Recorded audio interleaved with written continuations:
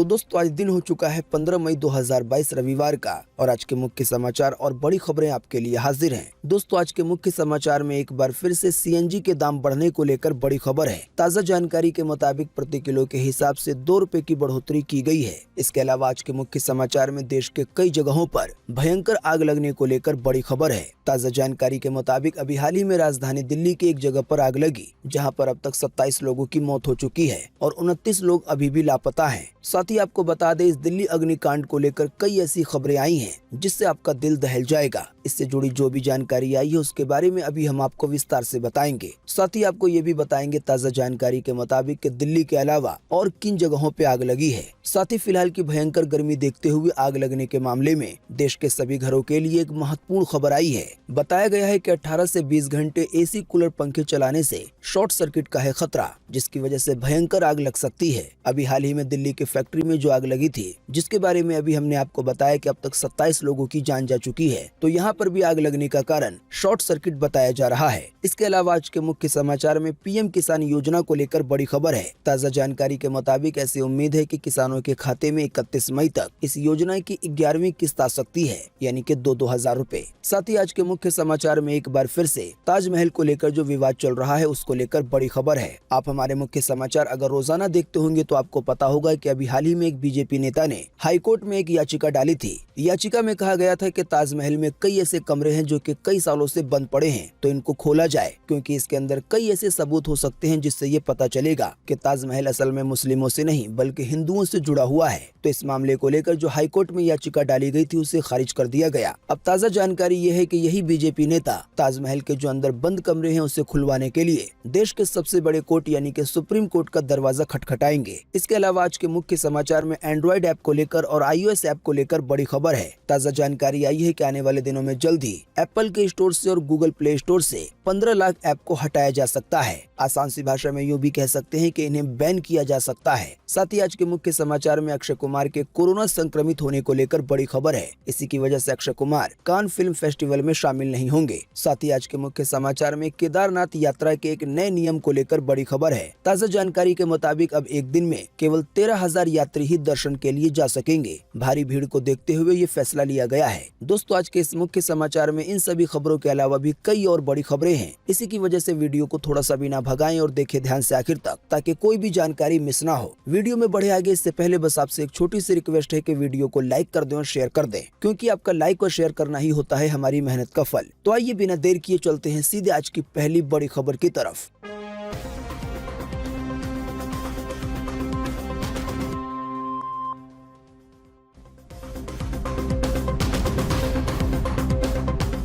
Delhi NCR में फिर बढ़े सीएनजी के दाम, अब प्रति किलो के हिसाब से चुकाने होंगे 2 रुपए ज्यादा। जी हां, दिल्ली एनसीआर में सीएनजी के दाम एक बार फिर से बढ़ गए हैं। अब ग्राहकों को प्रति किलो के हिसाब से 2 रुपए ज्यादा देने होंगे। अमर उजाला के एक आर्टिकल में ये जानकारी दी गई है कि समाचार एजेंसी एएनआई के अनुसार बढ़े हुए दाम आज रविवार के सुबह 6 बजे से लागू हो जाएंगे। सीएनजी के दाम बढ़ने के बाद अब 1 किलो सीएनजी की कीमत 73 रुपए 61 पैसे हो गई है। इसी तरह से नोएडा, ग्रेटर नोएडा और गाजियाबाद में इसका दाम 2 रुपए बढ़ने के बाद 76 रुपए 17 पैसे हो गया है। मुजफ्फरनगर और मेरठ और शामली में इसका दाम 80 रुपए 84 पैसे हो गया है। गुरुग्राम में 81 रुपए 94 पैसे तो रेवाड़ी में 84 रुपए 7 पैसा हो गया है। साथ ही करनाल में और कैथाल में इसका दाम 82 रुपए 27 पैसे प्रति किलो हो गया है। साथ ही कानपुर में, हमीरपुर में और फतेहपुर में अब 1 किलो सीएनजी के लिए 85 रुपए 40 पैसे देने होंगे। इसके अलावा अजमेर, पाली और राजसमंद में 1 किलो सीएनजी के लिए 83 रुपए 88 पैसे चुकाने होंगे। जाहिर सी बात है, सीएनजी के दाम बढ़ने की वजह से गाड़ियों के माल ढुलाई का खर्च बढ़ जाएगा, तो इसी के कारण आने वाले दिनों में इसका असर कई और महंगाई पे पड़ सकता है। अक्सर बार ये देखा गया है कि जब भी फ्यूल के दाम धीरे धीरे काफी ज्यादा बढ़ जाते हैं तो फिर गाड़ियों के माल ढुलाई का खर्च बढ़ जाता है और इसी के कारण लगभग सभी चीजें महंगी होने लगती हैं। आइए चलते हैं अगली खबर की तरफ।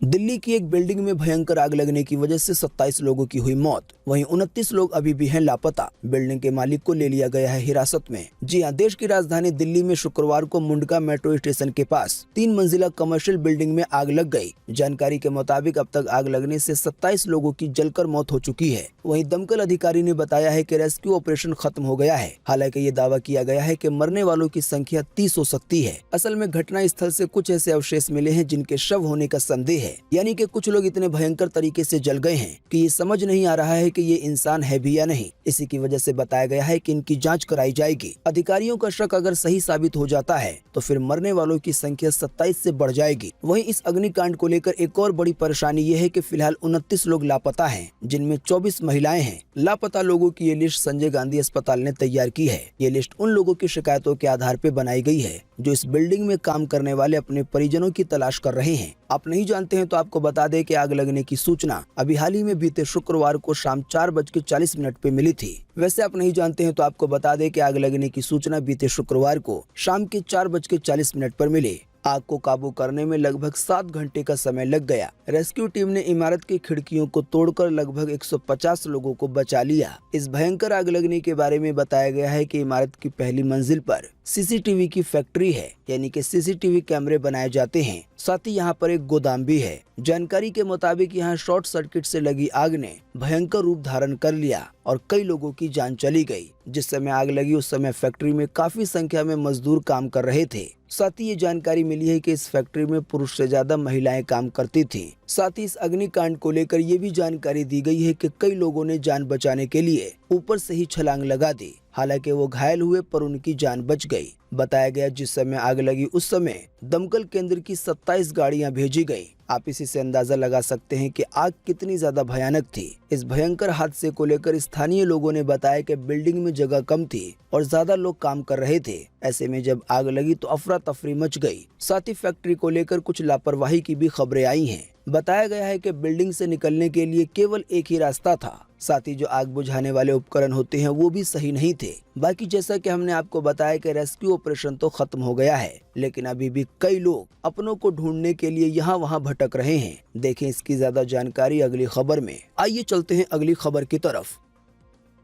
दिल्ली अग्निकांड के पीड़ितों का दर्द अभी भी है जारी। आग बुझने के कई घंटों के बाद भी अभी भी दर दर भटक रहे हैं परिजन। जी हां, दिल्ली के मुंडका में बीते शुक्रवार को 4 मंजिल बिल्डिंग में आग लगने के बाद मीरा देवी की आंखों के आंसू सूखने लगे हैं, लेकिन उनकी 19 साल की बेटी निशा कुमार अभी तक नहीं मिल पाई है। अस्पताल से लेकर पुलिस स्टेशन मीरा बेटी की तलाश में चक्कर काट रही। उनकी 6 बेटियों और 1 बेटे में से निशा ही अकेले काम करने वाली थी। इसी तरह से इस्माइल खान की बहन मुस्कान भी उसी बिल्डिंग में अकाउंटेंट का काम करती थी और ये भी अभी लापता है। साथ ही एक परिजन की तरफ से ये भी कहा जा रहा है कि मेरी बेटी जिंदा है या नहीं, ये आग में जलकर मर गई है, कम से कम ये तो बता दो। वैसे आपको बता दें प्रशासन की तरफ से इस मामले में एक हेल्पलाइन नंबर जारी किया गया है और ये नंबर अभी आपको आपके स्क्रीन पे दिखाए जा रहे हैं। आप लोगों से रिक्वेस्ट है कि इस वीडियो को ज्यादा से ज्यादा शेयर कर दें ताकि जो खोए हुए लोग हैं उनकी मदद हो सके। साथ ही इस अग्निकांड के बारे में ये भी बताया गया है कि जो लड़कियां बच के बाहर आ गई उन्होंने आप बीती सुनाई।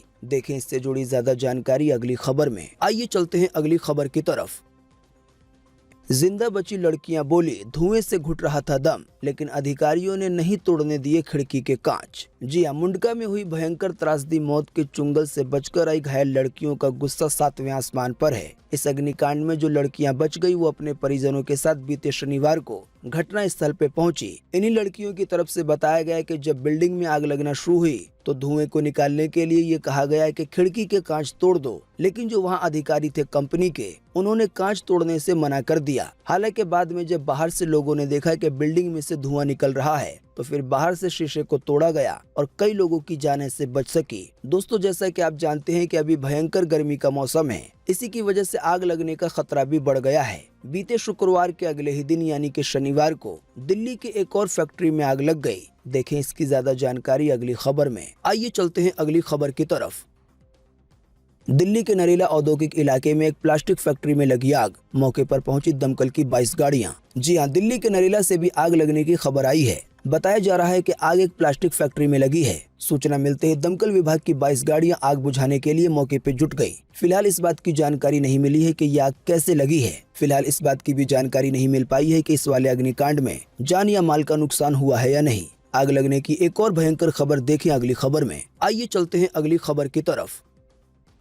अमृतसर के मेडिकल कॉलेज में लगी भयंकर आग। अस्पताल से 650 मरीजों का रेस्क्यू किया गया। एक्सरे यूनिट के पीछे हुआ था बड़ा धमाका, उसके बाद लग गई ये आग। जी हां, पंजाब में अमृतसर मेडिकल कॉलेज कैंपस में स्थित गुरु नानक देव अस्पताल में बीते शनिवार दोपहर को अचानक आग लग गई। जानकारी के मुताबिक एक्सरे यूनिट के पीछे की ओर रखे 2 ट्रांसफरों में अचानक से ब्लास्ट हो गया और इसके बाद आग लग गई। आग लगने के कारण चारों तरफ धुआं ही धुआं फैल गया। बताया गया है कि अच्छी समझबूझ दिखाते हुए अस्पताल के वार्डों में भर्ती 650 मरीजों को बाहर निकाला गया। यहाँ पर आग को काबू करने में लगभग 2 घंटे का समय लग गया। आग बुझने के बाद अब मरीजों को दोबारा वार्डों में शिफ्ट किया जा रहा है। दोस्तों, आग लगने को लेकर एक ऐसी जानकारी आई है जिसको जानने के बाद शायद आप चौंक जाएंगे और हैरान रह जाएंगे। देखें ये जानकारी अगली खबर में। आइए चलते हैं अगली खबर की तरफ।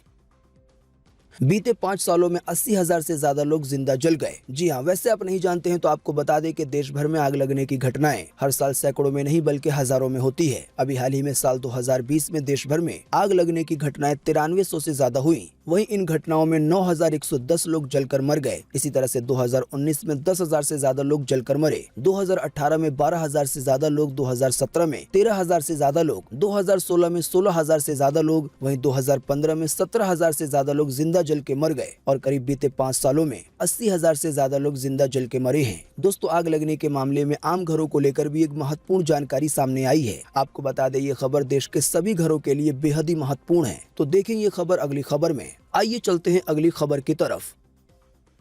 घर में भी धधक सकती है दिल्ली जैसी आग। 18 से 20 घंटे एसी कूलर पंखे चलाने से शॉर्ट सर्किट का है खतरा। आग ऐसी लग जाएगी कि फिर बाहर निकलने का रास्ता भी नहीं मिलेगा। जी हाँ, दिल्ली के मुंडका में भयंकर आग लगने से 27 लोगों की मौत हो गई है और कई लोग वहां पे फंसे हुए हैं। हम आपको इसका पूरा अपडेट पहले ही बता चुके हैं। तो दैनिक भास्कर के इस आर्टिकल में बताया गया है कि लापरवाही से दिल्ली जैसी आग घरों में भी लग सकती है। जानकारी के मुताबिक तापमान 44 से 45 डिग्री सेल्सियस के बीच और गर्मी को मात देने के लिए एसी पंखे कूलर 18 से 20 घंटे तक चल रहे हैं। बताया गया है कि इनके लगातार चलने से शॉर्ट सर्किट होने की आशंका बढ़ जाती है। शॉर्ट सर्किट से लगने वाली आग खतरनाक होती है। ऐसे हालात में इलेक्ट्रिक करंट के डायरेक्शन में बदलाव होता है और अचानक से ज्यादा वॉल्यूम में इलेक्ट्रिसिटी दौड़ने लगती है और ये पूरे वायरिंग में फैल जाती है। यानी कि घर में जहाँ जहाँ तक तार गया होगा उन सभी जगहों पे शॉर्ट सर्किट की आशंका बढ़ जाती है। शॉर्ट सर्किट की आशंका बढ़ने का आसान सा मतलब ये है कि आग लगने का खतरा। इसी के कारण जब शॉर्ट सर्किट की वजह से आग लगती है तो जब तक लोग कुछ समझ पाते हैं ये पूरी तरह से फैल चुकी होती है। भास्कर.com के इसी आर्टिकल में बताया गया है कि इलेक्ट्रीशियंस का कहना है कि अगर एसी की सर्विस समय पर नहीं कराई जाती है तो शॉर्ट सर्किट समेत कई और अन्य कारण की वजह से आग लगने की संभावना बढ़ जाती है। इसी की वजह से एसी की सर्विस उसके समय पे करवा लेनी चाहिए। साथ ही इलेक्ट्रीशियंस की तरफ से ये भी बताया गया है कि केवल फिल्टर साफ कर लेने से एसी की सर्विस नहीं हो जाती। जब तक उसकी सर्विस पूरी तरह से नहीं की जाएगी वो सर्विस नहीं मानी जाएगी। इसके अलावा बताया गया है कि बोर्ड का बटन स्विच ऑफ रहने पर भी शॉर्ट सर्किट की आशंका रहती है। कहा गया है जो लोग ये सोचते हैं कि फ्रिज, कूलर, एसी या दूसरे इलेक्ट्रॉनिक उपकरण अगर उनका बटन स्विच ऑफ कर दिया है तो कोई खतरा नहीं है, तो ऐसे लोग गलत हैं। क्योंकि अगर ये उपकरण प्लग बोर्ड में लगे हुए हैं तब भी ये बिजली खपत करता है। तो बिजली बोर्ड का बटन बंद होने के बावजूद भी बिजली इनमें फ्लक्चुएट होती रहती है और इसी की वजह से आग लगने की आशंका बनी रहती है। आसान सी भाषा में कहें तो जो लोग ये सोचते हैं कि बोर्ड का बटन बंद कर देने के बाद कोई दिक्कत नहीं है तो वो लोग गलत हैं। जब तक आपके एसी, फ्रिज या किसी और इलेक्ट्रॉनिक उपकरण का जो प्लग है वो बोर्ड में लगा हुआ है तब तक उसमें शॉर्ट सर्किट होने का खतरा होता ही है और इसी के कारण आग लगने की आशंका होती है। तो सावधानी इसी में है कि अगर किसी चीज को ज्यादा देर के लिए बंद करना है तो उसका प्लग भी निकाल दें। साथ ही आपको बता दें अगर कोई वॉशिंग मशीन आपके पास है और अगर उसका प्लग बोर्ड में लगा हुआ है और बटन ऑन है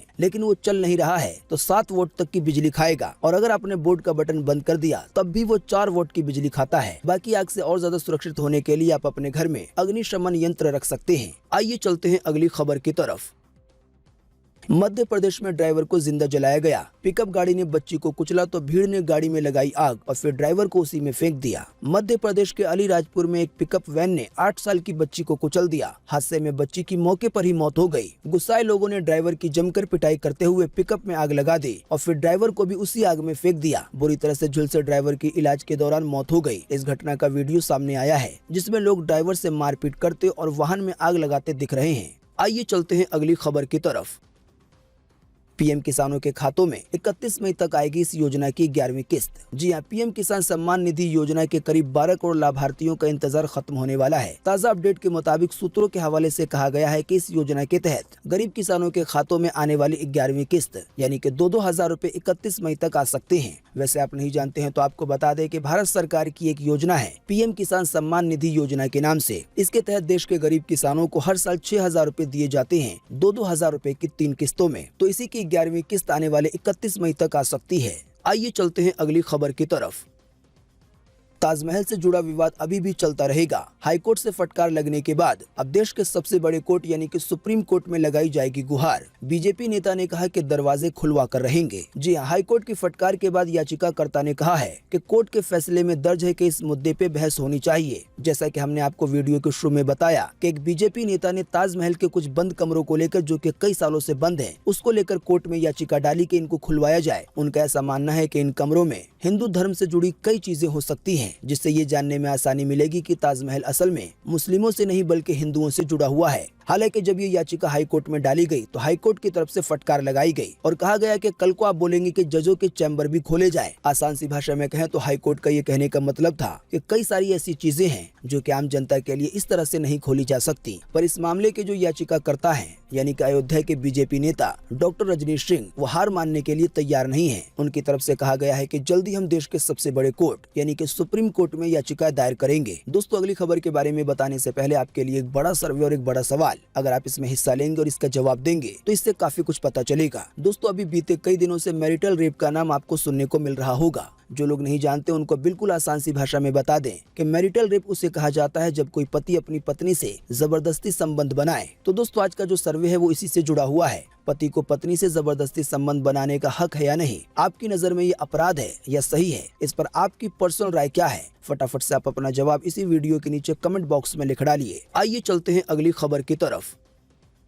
गूगल प्ले स्टोर से हटाए जा सकते हैं 15 लाख से ज्यादा मोबाइल ऐप। आइए बताएं क्या है वजह। जी हां, इस साल की शुरुआत में ही एप्पल और गूगल ने डेवलपर को ऐप के अपडेशन को लेकर चेतावनी दी थी। एप्पल और गूगल ने सभी डेवलपर को नोटिस भेजकर कहा है कि जिन ऐप को अपडेट नहीं किया जा रहा है उन्हें ऐप स्टोर से हटा दिया जाएगा। अब ताजा जानकारी के मुताबिक पिक्सालेट के एक रिपोर्ट में कहा जा रहा है कि एप्पल के ऐप स्टोर और गूगल के प्ले स्टोर पे मौजूद करीब 30% ऐप को हटा दिया जाएगा। रिपोर्ट के मुताबिक इनकी संख्या 1.5 मिलियन यानी कि करीब 15 लाख बनती है। आसान सी भाषा में कहें तो आने वाले दिनों में 15 लाख ऐप को बैन किया जा सकता है या हमेशा के लिए हटा दिया जाएगा। हालांकि जैसा कि हमने आपको बताया, ये वो ऐप हैं जिनको कई सालों से अपडेट नहीं किया गया है। आइए चलते हैं अगली खबर की तरफ।